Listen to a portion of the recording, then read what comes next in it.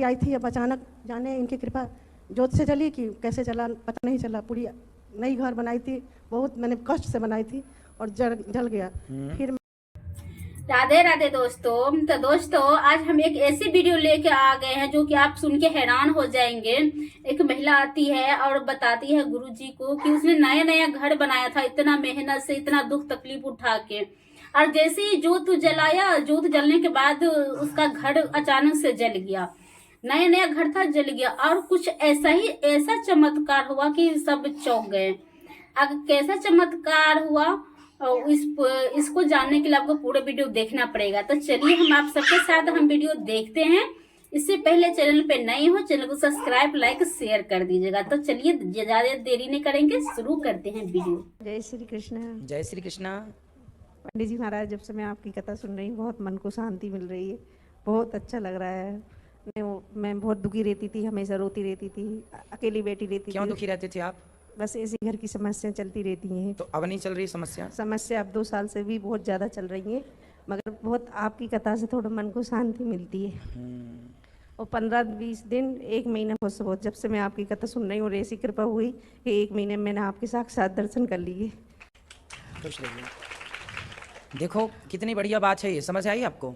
समस्याएं पहले भी थी, समस्याएं आज भी हैं, पर पहले हम समस्याओं से पराजित हो जाते थे, पर अब समस्याओं को डट के सामना कर लेते हैं और उस हाल में प्रसन्न रह लेते हैं।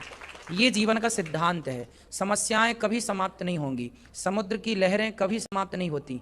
उसी प्रकार जीवन में समस्याएं हैं। हम कमजोर पड़ जाते हैं तो समस्याएं हम पर हावी हो जाती हैं, और यदि हम पावरफुल हो जाते हैं तो समस्याएं हैं पर वो हमारा बाल भी बांका नहीं कर पाती, क्योंकि हम स्ट्रांग हो गए, हम मन से तैयार हैं।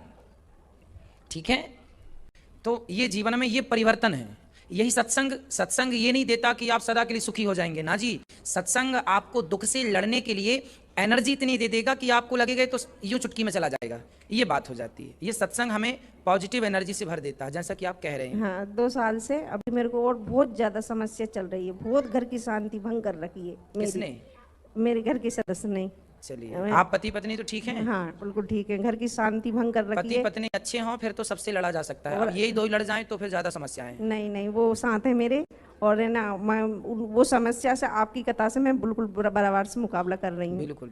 और मेरे को मन को बहुत शांति मिलती है, और मेरे दोनों बच्चों की शादी हो जाएगी। ये समझिएगा कि जीवन में जब समस्याएं आए तो एक्चुअली वो समस्याएं नहीं होती, वो हमारे दुश्मन होते हैं, समस्या रूपी दुश्मन। और हमें समस्या से लड़ना है, ये नहीं कि हम समस्या से हार जाएं। कई लोग इतने परेशान, डिप्रेशन में कि आत्महत्या कर लेते हैं, या उल्टे सीधे काम करने, शराब पीने लग गए, है ना, कुछ भी। ये सब समाधान नहीं है। आपके जीवन में समस्या होगी तो शराब पी लेना ये समाधान नहीं है, मांस खा लेना ये समाधान नहीं है, फांसी लगा लेना ये भी समाधान नहीं है। उनका डट के सामना किया जाए, ये समाधान है। भगवान आपको सुखी रखे और खूब शक्ति दे। हमेशा आशीर्वाद आपका बना रहे। मैं हमेशा आपको कृष्ण के रूप में देखती हूँ, और बस ये देखती हूँ, मुझे एक सहारा मिल गया कृष्ण का, मुझे हर समस्या से लड़ने की शक्ति मिल गई आपसे। भगवान आपको सदा सुखी रखें। जय श्री कृष्ण। जय श्री कृष्ण।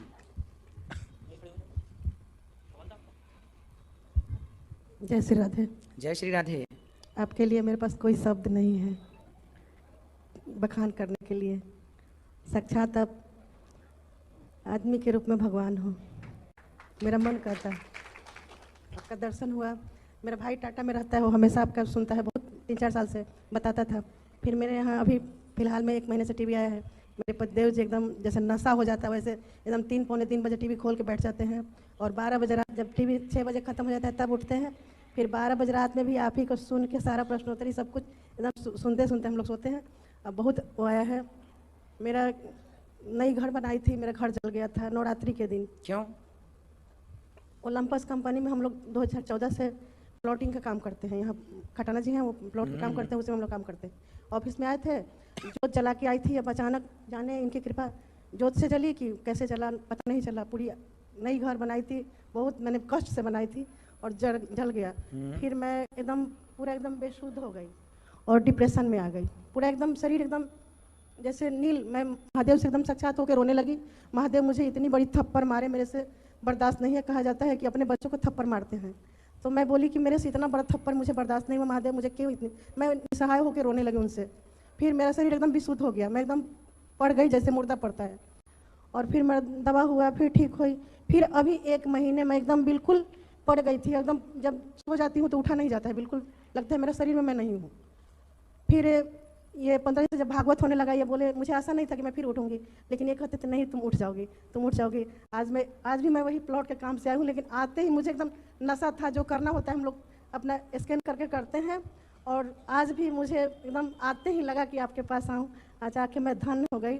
और जो मैं वही बताई आपसे कि सूरज की प्रकाश मुझे, मैं किससे बताऊँ। खुश रहिए। तो घर का क्या हुआ, अब घर बन गया आपका? हाँ, वो ज़्यादा ही अच्छा बन गया। अच्छा, हाँ। चलो, बिहार जी को बहुत अच्छा बनाना था। हाँ, इसलिए इसको मैं झाड़ू लगाती थी तो कहती थी कि बात कब घर बने, लेकिन अब मैं नहीं कहूँगी, इनसे कुछ नहीं कहूँगी। अब मैं ऐसे ही जैसे रखेंगे वैसे रहूँगी। भगवान जो करते हैं, देखो घर में आग लगी तब तो लगा कि ईश्वर ने हमारे साथ बड़ा गलत किया, लेकिन अब ये कह रही हैं कि उससे भी अच्छा घर बन गया। कौन करने वाला?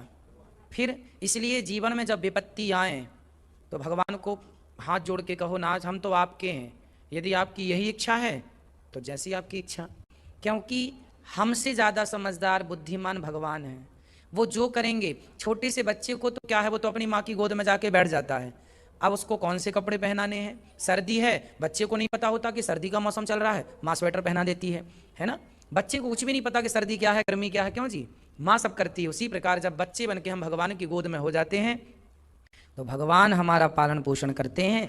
कौन से घर में आपको रहना है, किस गद्दे में सोना है, क्या खाना है, ये सारी ईश्वर की व्यवस्थाएं हैं, बस समर्पण करने की देर है। उसी तरह जैसे बच्चा अपने आप को माँ के हवाले कर देता है, क्यों, माँ की सेवा तो कोई को जानते नहीं है वो। उसी प्रकार जब एक भरोसे, एक बल, एक आस विश्वास, द्रौपदी ने केवल एक को पुकारा, अंत में गिरधर आप आओ, पकड़ लो हाथ बनवारी, नहीं तो डूब जाएंगे। इसलिए अंत में वही सहायक हैं, तो अंत में ना पुकार के फर्स्ट में ही उनको पुकार लिया जाए। ठीक है, खुश रहिए, भगवान आपको सदा सुखी रखें। जी हर हर महादेव। हर हर महादेव गुरु जी। हर हर महादेव, हर हर महादेव। गुरु जी मैं दिल्ली से आया हूँ। बताइए। और मेरा नाम उत्तम उपाध्याय है। सर गुरु जी जब मैं 12 साल का था तब से मैंने, अभी मेरी 31 साल उम्र हो गई, और मैंने 18 साल से मैं सोमवार का व्रत रख रहा हूँ। ठीक है।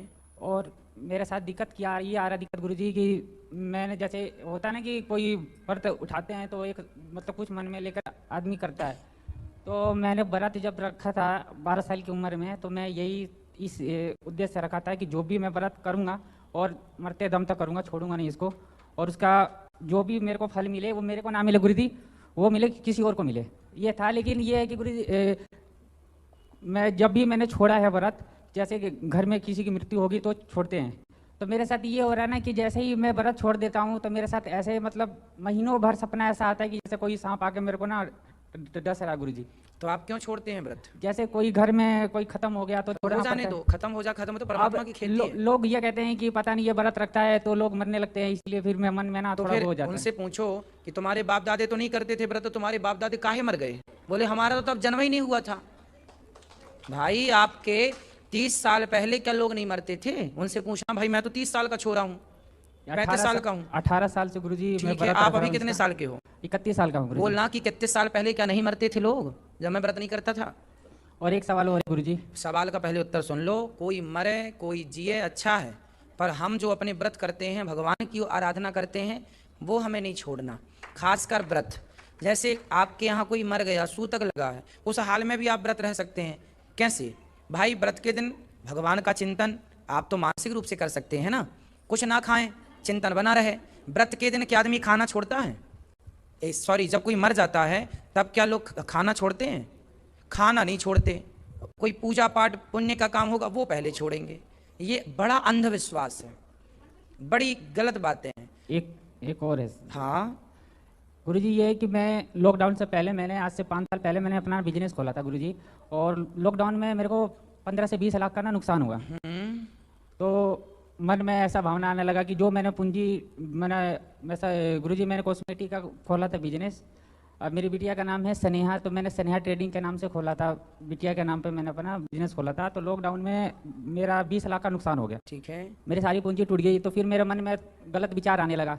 फिर मन में आया कि हानि लाभ जीवन मरण जैसा सब्जेक्ट अपने हाथ में तो है नहीं गुरुजी। बिल्कुल बिल्कुल सही है। इसके बाद मैंने फिर ना गुरुजी मैं दिल्ली में रहता था, फिर मैंने दिल्ली से छोड़ने का वो कर लिया कि दिल्ली मेरे को सेट नहीं हुआ। मैं मुंड बनाया कि मेरे को जाना है उज्जैन गुरुजी। जैसे ही मथुरा आया कैसा लगा कि कोई कह रहा कि भैया तू यहाँ से ना ट्रेन से उतर जा। मन में मेरे को लगा कि कोई कह रहा ना कि मैंने टिकट करवा रखा है सर गुरुजी उज्जैन का, महादेव की नगरी में जाना था। कभी मैं वृंदावन बहुत बार आया हूँ लेकिन मेरे को रहने का मन नहीं करता यहाँ पे, पता नहीं क्योंकि मैं भोले बाबा को मानता हूँ। और ऐसे मथुरा स्टेशन पर उतरा तो ऐसा लग रहा है कि किसी ने बोला ना कि तू उतर यहीं पे। और फिर मैंने गुरुजी मैं मथुरा कम से कम यहाँ वृंदावन 15-20 बार आया हूँ, लेकिन जब मैंने बाके बिहारी जी का दर्शन किया है, लेकिन जो मैंने अभी 5-6 दिन पहले दर्शन किया है, आज तक ना कभी दर्शन ऐसा हुआ है ना कभी मेरे से ऐसा होगा गुरुजी दर्शन।